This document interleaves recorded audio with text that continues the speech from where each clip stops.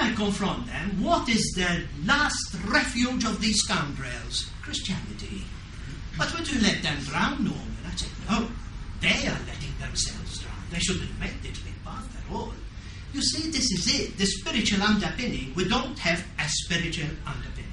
So we will influence policies, dictate policies in Brussels regarding immigration, repatriation of those already here, foreign policy where no nation state will ever dare clinch deals with our enemies, selling nuclear weapons to the Libyans, selling this and that and fighter jets and whatnot to our enemy, of course, that Viper's den in the Middle East, where every international technology secrets, where every international rodent retires to, rests and recuperates after each destructive mission is accomplished in the host country. Won't let that at all.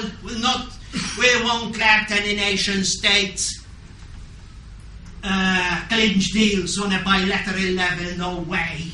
It will have to be done through the elite, you'll say. We'll put a stop.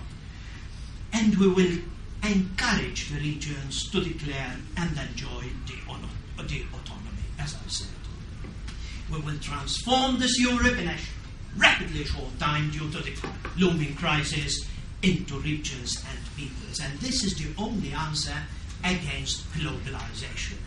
It's no use adopting a hedgehog type of philosophy and saying we'll go on our own. We can't. We can't do that anymore. We can't. They'll get us. So we will have this convergence of the elite in Brussels and the people, populism in the regions. Now, you may ask, and this is a very pertinent question. Excuse me, just some spiritual inspiration.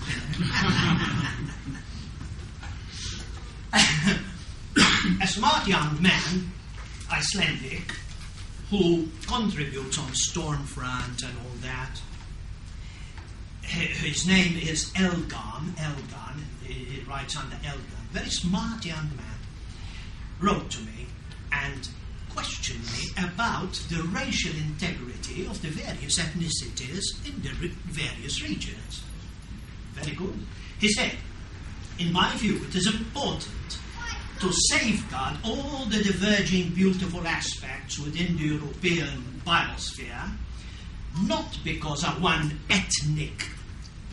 white ethnic category is less precious than the other, but because they all represent a distinct and specialized branch of our evolution. Isn't it? It was good, isn't it? Really good.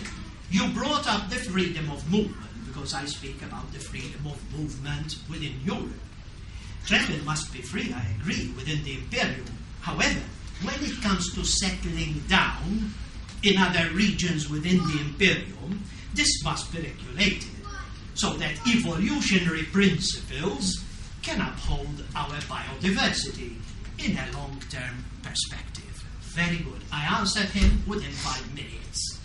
And I told him this, Ave Elka. I concur that each subspecies within the Europid race retains its racial characteristics. Ethnic survival is the most basic right, the right to survive as a distinct group. The Nordic, Baltic, fringe territories of blondes, for example, will have their own regions, their own regional laws, and they can enact laws, respective regional laws, without hindrance from the Imperium.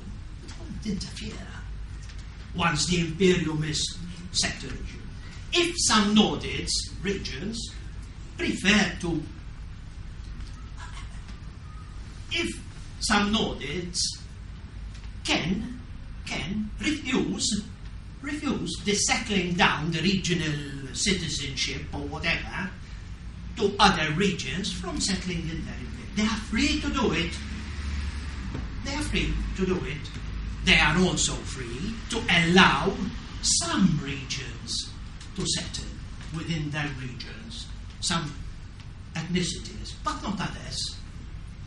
On the other hand, the others, the Mediterraneans, for example, the Italians might not want certain regions to. They are free to do it. La Lega Lombarda, La Padania, may say, we don't want regions from Romania, for example, to.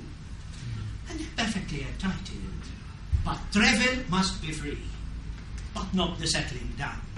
The Imperium does not interfere in the dominion side of each region.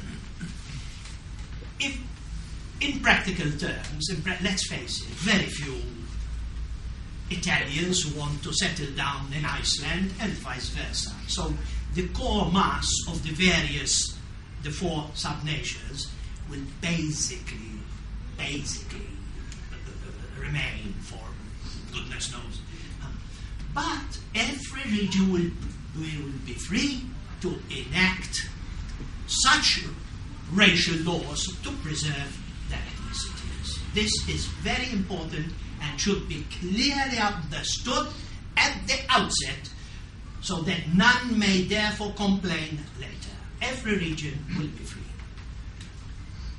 You can leave your doors open to the settling down, whatever you want. The regional racial identities will be safeguarded not within the Imperium side, but within the Dominion side. Each region will decide what it wants, whether it wants settlers from this or that, whatever. And then the market will of course dictate certain other matters, economics and so on and so forth. But anyway, it doesn't matter. So this is very important. I said that the weapon will be food. Our weapon as Imperium, having left this little diversion, important diversion, our weapon will be food. We can do whatever we want with it. We will liberate Tibet as a starter. It's up for grabs. The people are not Chinese. They hate the Chinese with a passion because they believe they came from the West and not the East.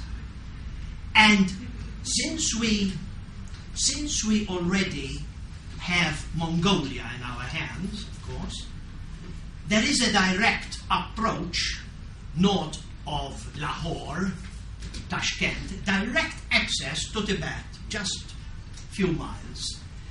We have to have Tibet for many reasons. One, geopolitical, because from those heights we can dominate China and India, liberate Bhutan and Nepal, who are a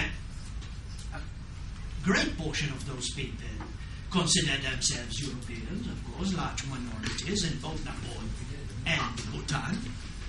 And my wife has called me worse. But don't confuse me with that name. So once we set up on this aim of liberating, we can snip off the Makan desert, where the Chinese have just discovered huge reserves of oil, you see. We only need to snip it off and cut off their nuclear experimental whatever. The Chinese are a paper tiger. China is a paper tiger. They are a telluric country, afraid of the open oceans. Once they built, it took them years to build the greatest navy in the world, 350 warships, the largest. A new emperor was throned, got the throne, and guess what? He burned them. He said, we don't need the oceans. They are a telluric, introverted people. And once we have Tibet, we will corner this paper tiger, corner it and dominate it.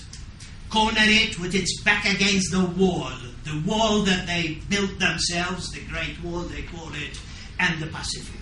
China's nothing. We only have to contaminate their two great rivers and they will die like flies, you see. So